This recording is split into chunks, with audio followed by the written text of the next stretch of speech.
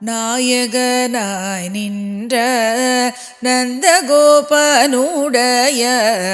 நாயகனாய் நின்ற நந்தகோபனுடைய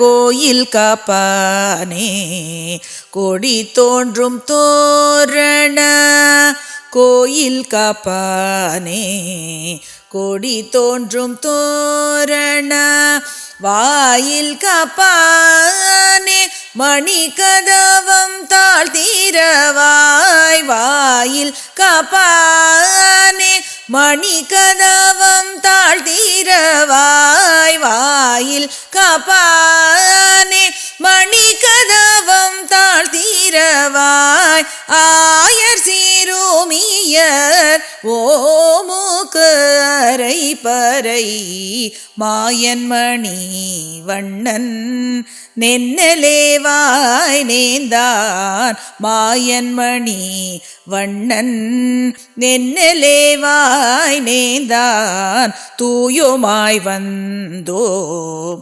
துயிலெழப்பாடுவாள் தூயுமாய் வந்தோம் துயிலெழப்பாடுவாள்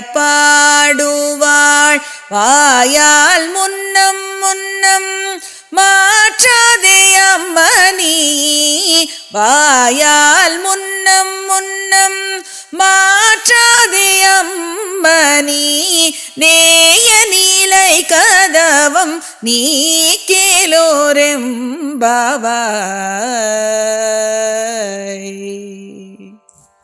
ఇప్పుడు మనం ఈ దైవిక పని యొక్క 3వ విభాగానికి చేరుకున్నాము.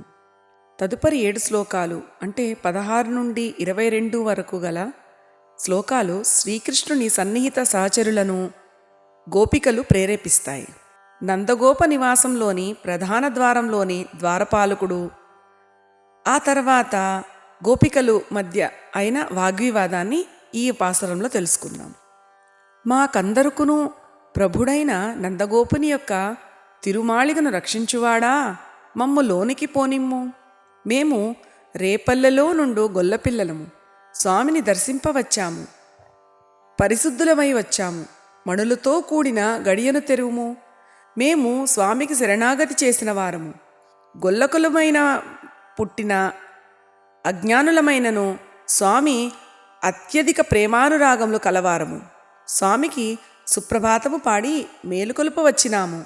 గొల్లవంశంలో పుట్టిన మాకు ఆశ్చర్యగుణ చేపితుడును ఇందర నీలమణి వర్ణము గల శరీరము గలవాడును అగు శ్రీకృష్ణుడు మాకు పా అని ధ్వనించెడు వాద్యమునిత్తునని నిన్ననే వాగ్దానము చేసినాడు. ఇప్పుడు అనన్య ప్రయోజనులమై స్వామి నిద్రలేచినట్లుగా సుప్రభాతము పాడగా వచ్చాము. స్వామి, నీ నోటితో వద్దని చెప్పకము. మమ్ములను అడ్డుకొనక దృఢముగా బంధించిన తలుపు గడియను వెంటనే తెరిచి లోనికి పోనీయము.